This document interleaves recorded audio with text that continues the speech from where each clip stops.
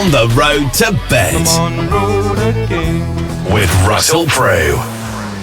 Hello and welcome to this episode 3 of On the Road to Bett with me, Russell Prue. My goodness, we're halfway through the series. It's an amazing show and you won't want to miss it. Things coming up in this show. There's an important registration deadline of the 13th of December. If you're an educator and you are attending for free, can you please make sure you've got your registration in by the 13th? There's so many more options open to you if you can manage that. Coming up in this episode, I chat again to the fabulous Louisa Hunter, who's the UK Bett Show director, and she's going to tell me a little bit more about what Louis Theroux is up to as one of our keynote speakers. I'm also catching up with the brilliant Michael Forshaw. He's the CEO of EdTech Impact this year. He is also managing the Bett Buyer's Guide. An amazing document that you just won't want to miss, and we need your registration early so we can make sure you get it. If you're looking to buy anything at Bett, it's a brilliant guide of who's who and what's what. Finally, in this episode, I'm catching up with James Garnett, who is the Director of IT at United Learning. He's turning a new chapter in his life. He's talking to me about what's up next for him. And we're also talking about the TableTalks, something you might also not want to miss. An opportunity to gather amongst colleagues and discuss very interesting hot topics. We're talking about AI. Well, that's news to everyone, isn't it? My goodness, stay with us. Our first guest is up next. This is Bett Radio.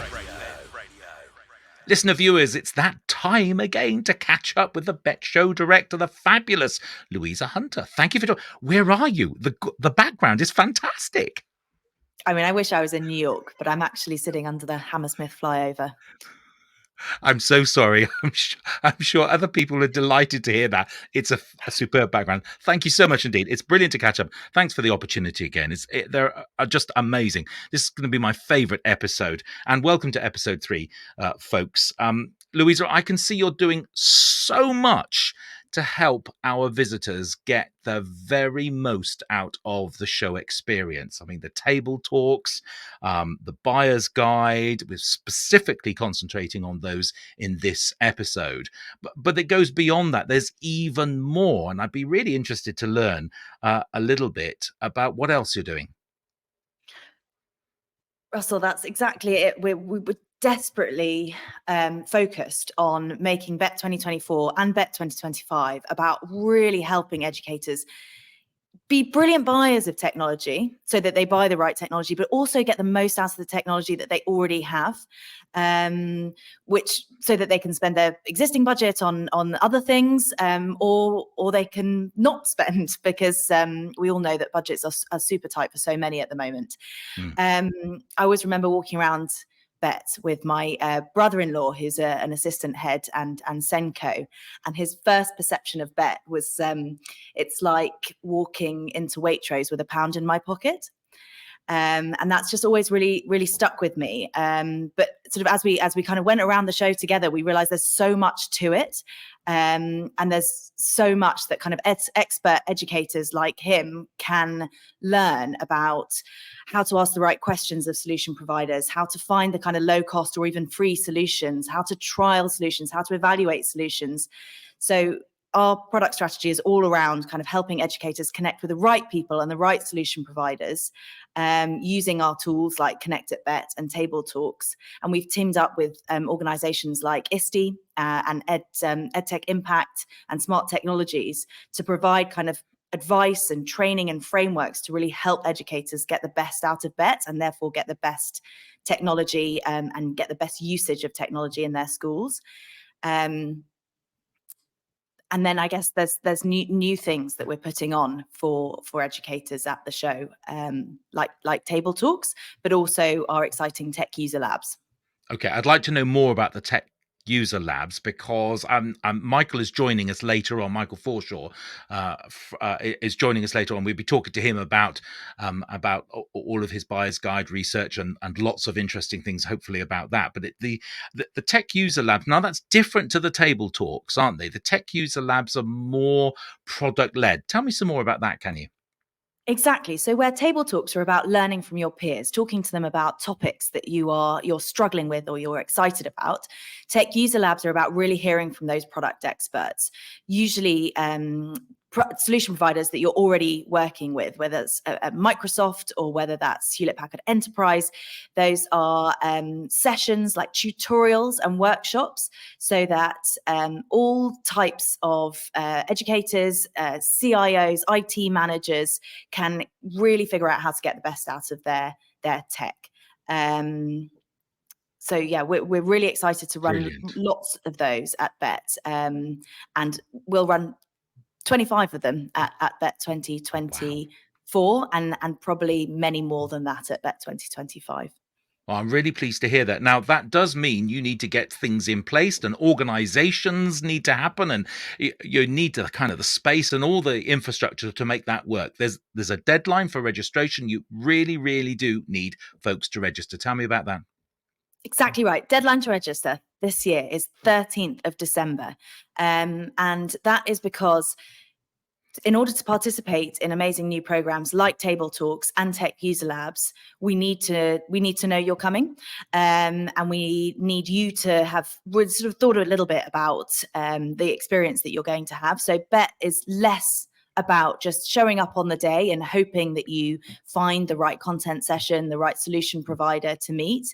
Less of that serendipity, and more about really planning a valuable experience. So that's why we have a deadline to register. It's the 13th of December this year. And so far it's going really, really well. So encourage everyone to pay attention and book in early. Good. And that means they all get the emails. I've registered as a delegate, so I'm receiving the same experience. And you're drip feeding us lots of interesting keynotes. I know there's Louis Theroux is on the agenda. I want to talk to him about in a minute about that as well. But you've got some great things going on there as well. What else can you share with me on this particular podcast? Well, I mean, I've always been excited about Bett, but I cannot be more excited about our agenda this year. I'm so happy with the way it's shaping up. It's a much more diverse agenda than we've ever had before. That means a lot more women and children, quite frankly. It's much more reflective of the education community that we're actually part of. Very strong focus on equality and diversity and inclusion. Real variety of perspectives on hot topics like AI, and lots of really great experiential sessions, including one from the Philharmonic Orchestra, which I'm particularly excited about. But yeah, some of the headliners that we've already released that you can see on our website: Fluella Benjamin, or Baroness Benjamin, incredible woman who recently headlined the Black British Book Festival. Alex Scott, former lioness turned football pundit. Jason Arday, youngest Black professor at Cambridge who couldn't actually read until the 18. His story is astonishing. Namia Joshi, teaching teachers actually about game-based learning. We've got Michael Rosen's back running Kids Judge Bett, which is wonderful. And some of the speakers that we've got on AI, we're so delighted to be able to talk about Jamie Teven, who's the chief scientist at Microsoft, mother of 4 boys. Kay Firth Butterfield from the World Economic Forum, Professor Rose Luckin. So yes, it's shaping up, and we've got more and more names to release. So you mentioned Louis Theroux. I mean, I know that a lot of people are very excited to hear from Louis Theroux, and he's going to be interviewing a very interesting individual. And I'm going to keep that secret for a little bit longer, but you'll be able to find out about that in the next couple of weeks. That is good to know, because we know he doesn't come out for any old person. And so I'm expecting a great headliner, because that Louis Theroux experience is to beholden. It's an amazing experience as well. It all looks absolutely brilliant. I'm very excited. There's a lot of chat about it. A lot of people getting really excited about the event, the show, and the way in which it's shaping forward to help people get the very most value from what they've already got. I think that pound I can see going a whole lot further than we originally thought. It's brilliant, absolutely brilliant. Thanks for joining us this month. I'm really, really excited, and it's shaping up very nicely. Louisa, catch you next month. Thanks, Russell. On the road to Bett with Russell Prue. Thank you, Louisa. Always brilliant to catch up with you. And don't forget, listener viewers, the deadline here for educator registrations is the 13th of December. Please make sure we've got your registration by then so you can take advantage of the smorgasbord of activities that is Bett 2024. Loads more still to come on today's show. Don't forget, if you want to come and find me on the show floor, Maria Kaneda and we are both broadcasting together every day at 2 o'clock from SK80. That's the Speakers Lounge. We have a small corner on the outside of that construction. You can come and see our studio, take part in an interview if you like. If you arrive before 2 o'clock, we can pre-record you. Afterwards, you're definitely live on the show. I'm also available for conversations about school radio, and if you want to start your journey or find out about anything that we have on offer for you to make your broadcasting experience even better, then do come along for a conversation. It'd be lovely to catch up with you. If you want to make sure you don't miss any of our podcasts on the video cast and you get a reminder, then head to podcast.learnradio.net. Pop your details in there and we'll send you a reminder just before the next episode is launched. Stay tuned. Our next guest is coming right now. This is Bett Radio. Michael Forshaw, welcome. How are you? I'm good. Good to see you, Russell. Amazing. It's been a while. What on earth have you been up to? Yeah, I don't know how long it's been, 7, 8 years maybe. I won't bore you with everything. I've got 2 kids. But I guess in terms of work, so I was running an event at my school, I think, when we last spoke, doing community events. I've been putting 99% of my time into a new business. Well, not so new now. We launched it in 2018 called EdTech Impact. So a lot of people know me through that now. EdTech Impact is an evidence-first marketplace. So the goal there is to really help educators and school leaders to make smarter buying decisions. We also created a certification program as part of that as well to help the EdTech companies to really prove their quality independently, working with researchers, analysts, with their customers as well, and using all of that feedback to reward them essentially with visibility and badges that they can share. I guess the other thing to mention is maybe we co-founded the EdTech Evidence Group, which we're now leading as well. We're part of various networks around the world in helping shape the evidence agenda. So sharing our framework, looking at different sustainable models of how we can build deeper partnerships really between schools, researchers, edtech companies, try and build that evidence base and try and close that gap. That's always been a problem, hasn't it? You know, how do you differentiate yourselves and evidence-based learning, as you've said, and certainly product selection is the way to go. Listening to others. The trick is, how do you get in front of the right people? And is that still a challenge for you? For us, we're sort of sat in the middle, really. We're the ones doing the matchmaking, doing the connections. But yeah, every edtech company will tell you acquisition, visibility in front of the right decision makers as well. Someone who's in market for your solution, meets your exact ideal customer profile is very difficult. And I think, we've had an interesting time with COVID where there was that massive acquisition of products, a lot of them given away free. Now schools are starting to kind of look internally. I'm talking to CEOs of trusts and they're saying, we need to stop buying stuff. We need to look at internally. How can, we love the EdTech Impact Marketplace. How can I build the eAct Marketplace for our trust? Looking at all the products we've already invested in and trying to dig deeper into which products should we keep, which ones should we get rid of, which ones should we expand, what's working, what's not, where do we need to support them better? And I think, customer retention is a big focus for EdTech companies as well, because through that, there are opportunities to expand. If you're looking at multi-academy trusts, for instance, I think they're starting to shift now with their digital strategy of sorts in place. How can we start to build our own procurement model to recommend across the group? I think that's always been a challenge. There's this like myth that you sell to a trust, you're going to get rolled out, and that's been hard. But I think they're starting to organize themselves better. So I think there's lots of reasons to be cheerful as edtech companies moving forward. Yeah, as the song goes, you've got a great honour this year. You are putting the Bett Buyer's Guide together. What can you tell me about that? We are, yes. It's actually year 3 of doing it. Every year it gets better. The goal there is to provide some questions and thoughts really pre-show. If you read any advice on going to Bett, there's lots of blogs out there. It's always do your homework, and we thought we could really share some of the expertise that we're seeing in EdTech Impact now on questions that schools could ask. This year, obviously, we had to do a big focus on AI, so we've got a big glossary of terms, but I think it still boils back to the core things, like why are we looking? Why are we even in the market? Why are we here? It's a brilliant playground, Bett, giant playground for trying out new things. But what's the impact of that if you then take that product back to your school? Even just doing a trial means you're not doing something else. So just thinking about some of these things in advance, what do we believe great learning really looks like? What does great teaching look like? What kind of knowledge and skills do we want to get out of these products? What are the outcomes we hope to achieve? Student outcomes, teacher outcomes.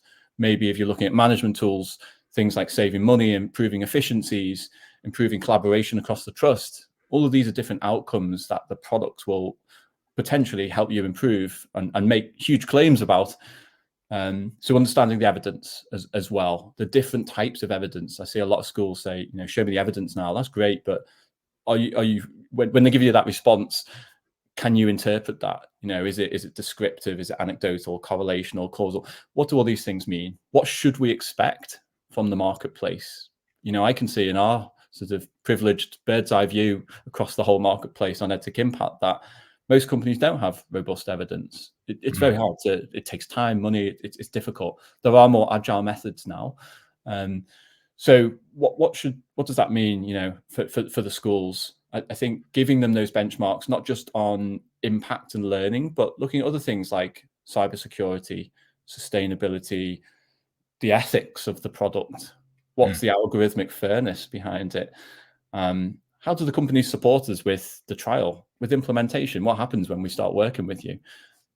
Tell me more about the pricing model. It's not going to change later on. But I think the overriding message from it is do some, read the guide, of course, but have a systematic process. Think about the end goal in mind as to why you're here. We hope it's useful. We'd love feedback, of course, on how we can improve it. And it's been a community effort as well. Each year we involve more experts. We've had the Bett Advisory Board contributing. We brought in some of our research partners as well, and then we've built on the various buyers guides we're pushing out through EdTech Impact. So it's a real amalgamation of all sorts in there, and we hope it's useful.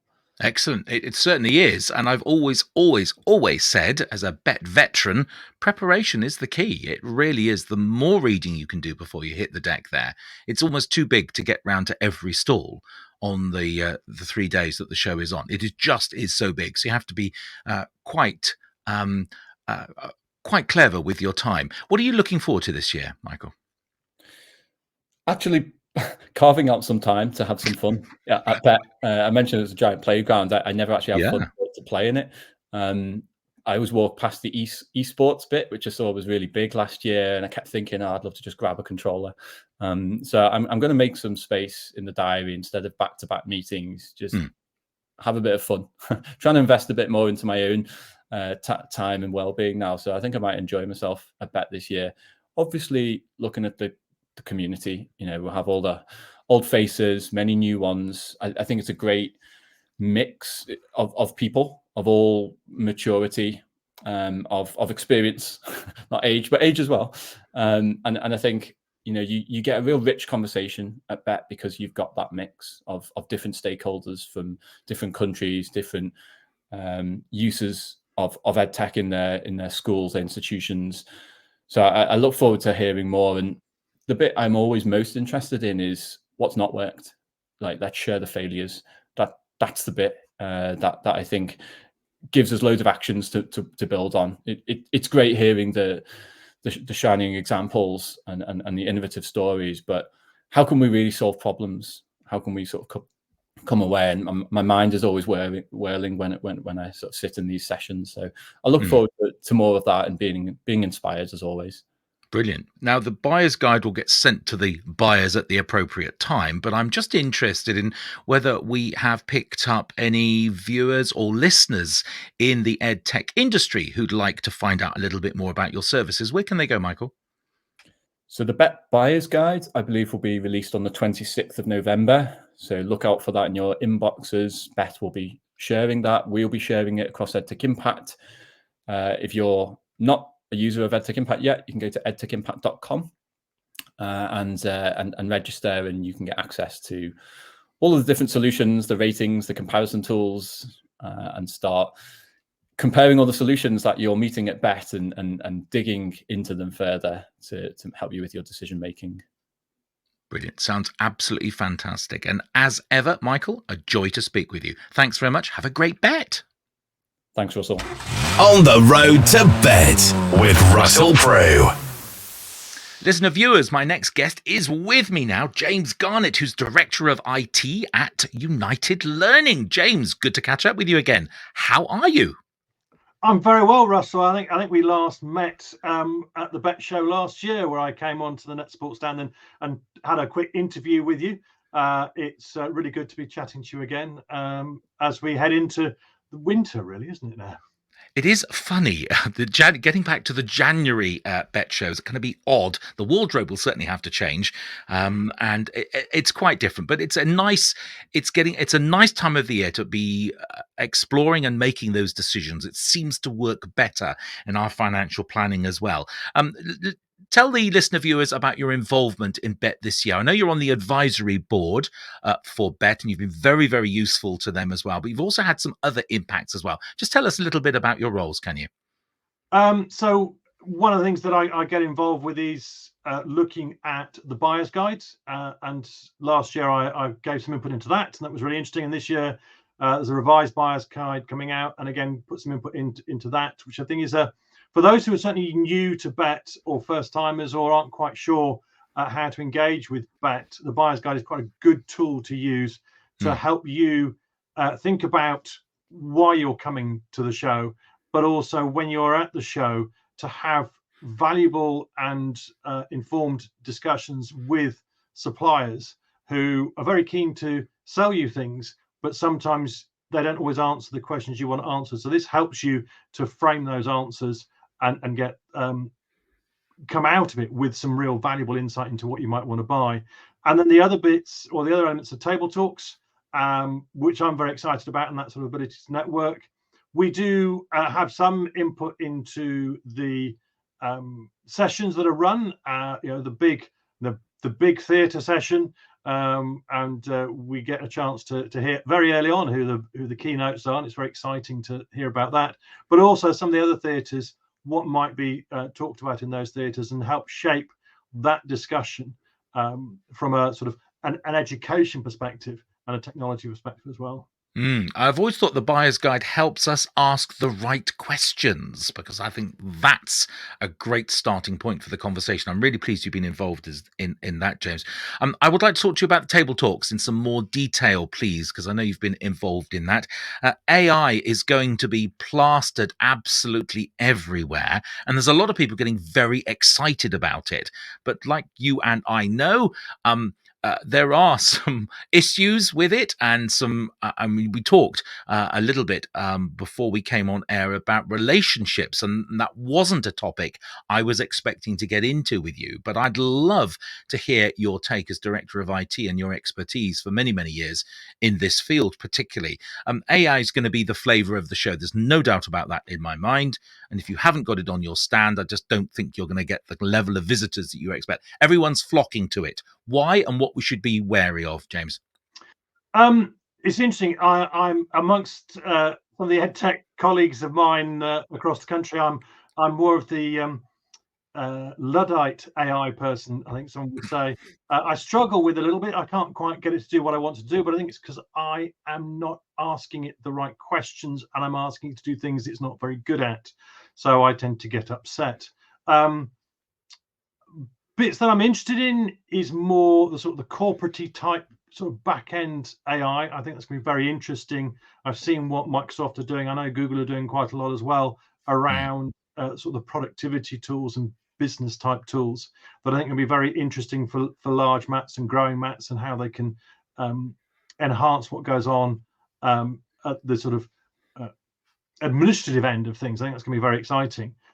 What worries me, and this goes back to my interest in internet safety and digital safety for many years, is that if we look at some of the things that were being discussed in the mid 2000s about the impact of online pornography and what impact that would have on boys particularly, but also girls' view on relationships, I think we can see that playing out online with a sort of a lot of misogyny coming through, and some of the cases around young boys or boys and young men being or enacting out some quite unpleasant behaviours towards women.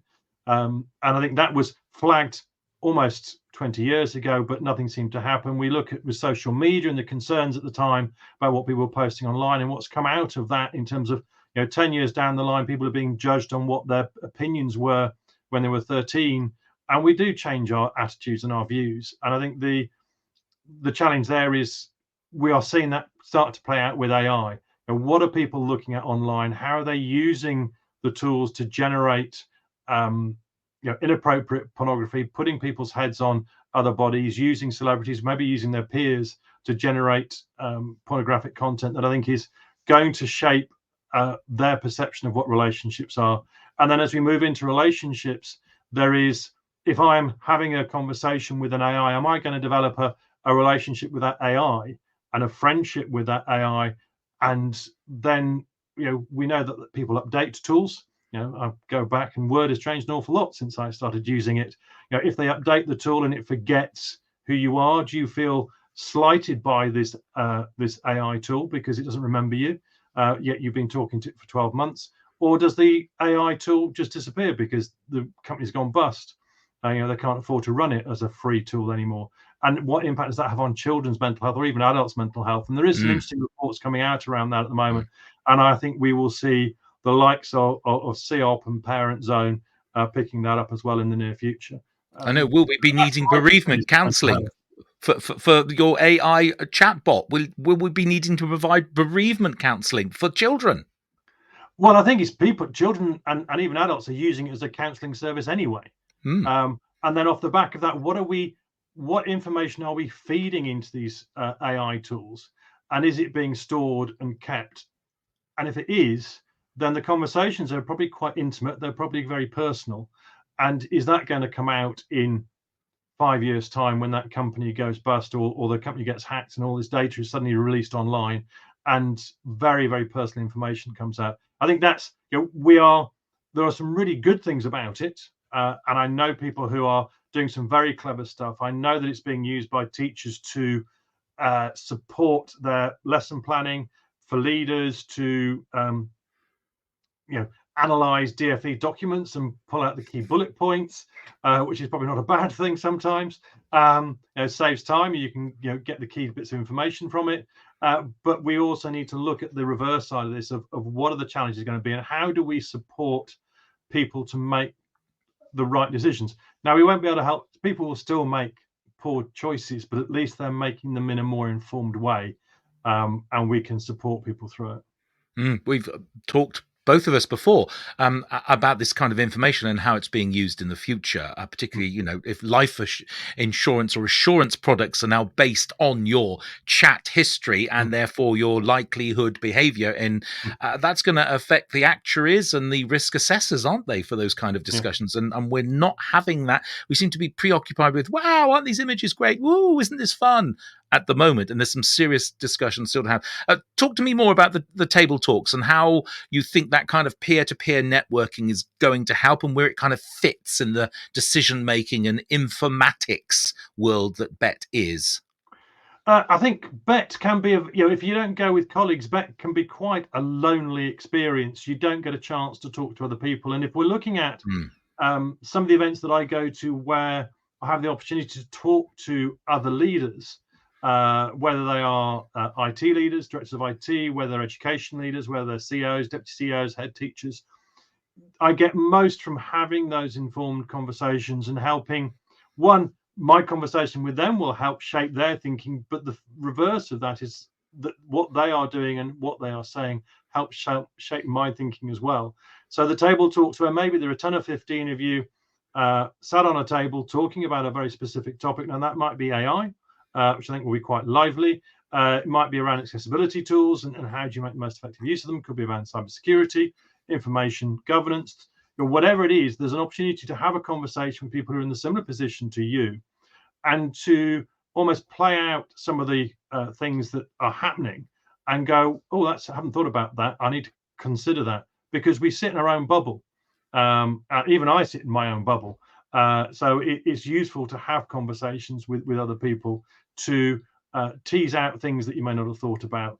And I know that there is a hope that out of these table talks will come some key lessons learned and ideas that the Bett team can then publish and post so that everyone can learn from it. But after this also is the ability that I've met 10 or 15 people who've got a similar problems to me, who I can connect with after the event through social media. LinkedIn particularly I find quite useful for this now, and I can then start those conversations after the event and maybe go and see them, visit them, or just have some phone calls or chat conversations, email conversations about, well, what have we learned? What are you doing? I'd like to come see it.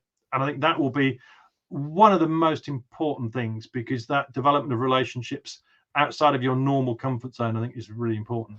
Yeah, our PLNs, our professional learning networks, are very important. And that's particularly important to you at the moment as you open a new chapter in your career. Tell me some more about your plans. Yes. So I had an opportunity with some reorganisation at United Learning to have quite a long exit strategy. So back in August, I announced that I was leaving United Learning in December. And the joy of that is that it's given me a chance to talk to lots of people, both in my personal learning network, but also outside of it. People who've approached me and said, really interested, have you thought about this? And that's still developing. So I leave United Learning at the end of December after 21 years working at the organisation. Wow. I joined it as an IT director in one of their independent schools, and have been there ever since they've grown as a multi-academy trust. So from sort of 10 schools all the way up to what appears to be 100 now. So growth and is something that I'd like to, I'm leaving, I'm going out as a consultant. I think it's a really, really exciting time to do it, leveraging what I did on the EdTech demonstrator program as well, and taking that experience and seeing how I can better support growing trusts, maybe 3 to 5 growing, or maybe 15 growing up to 20. Use the experience that I've got of almost saying, I wouldn't do it the way I did 10, 15 years ago. This is what I've learned, how I can support people through growth. Very passionate about cybersecurity and data governance, and would love to be able to support people through that and help them understand some of the risks there that might be there, how they can mitigate those risks, remove those vulnerabilities, and support them through that. And digital strategy, which sort of underpins nearly everything that's going on. Whether it's, if you look at the buyer's guide, I wouldn't turn up at the Bett show without a very clear understanding of not just my digital strategy, but actually what is my organizational vision or my school vision within my organization? How does my digital strategy attach to that? Within that, how do I fund it? So how am I going to budget for it before I even go and look at buying anything? It's very easy. I think it's one of the buyer's guides here. Very easy to go out and buy something without a clear understanding of how it fits in with your organizational strategy. And then tied into that is then, we use tools that are generating lots of data about our pupils. Now, these online learning platforms, how can I get that data back out so that I can do some analysis on it to see whether it's working or not? Now, that might be if you're a large trust, you've got access to data analysts who can create the dashboards for you, but it might be looking at some third-party providers out there who have their own dashboards, maybe your MIS platform of where you can put the data in and then do the analytics. But it's starting to think about that whole picture, it's not just about the device or the piece of software. It is, how does it help me further drive our educational vision? And for me, that's how do we improve the learning outcomes for all of our pupils, both in class and out of the class. Brilliant, James. Absolutely. I wish you the very best of luck with your next chapter. I'd certainly pay good money to hear you on a keynote agenda somewhere. And I wish you very best. Let's get together at Bett and compare notes. That would be very interesting. But I would love to. Have you got your radio station down at the Bett show again this year? Thank you so much for asking. I'm so pleased you did that. Yes, you'll find me right next to the speakers lounge, next to esports in the main hall. And there's a studio there, and I'm broadcasting live with video. So I have to do my hair very specially for each day from 2:00. So you'll catch me there as well. It'd be lovely to catch up with you there, James. And for the moment, thanks so much for joining us. Thank you very much, Russell. This is Bett Radio. Well, sadly, that's it, folks. I hope you enjoyed this episode 3. Halfway there now, just 3 more months, and I'm thinking about t-shirts, electricity, broadband, all the things for my stand. And don't forget, I am there at the show every day from 2:00, broadcasting in video and audio across the planet. Listening details and viewing details you'll be able to get from learnradio.net. And you can come and find me if you're at the show on SK80. That's on the corner of the speakers lounge. Easily identifiable. Come and see the studio there. I'm using the same equipment that I put into schools. You can come and have a conversation. Start your journey if you're interested in any of this. Until then, have a brilliant month, and we'll catch up with you in December. Baby, you can drive my car. Yes, I'm gonna be a star. Shut up and drive. On the road to Bett. I'm on the road again. With Russell Prue.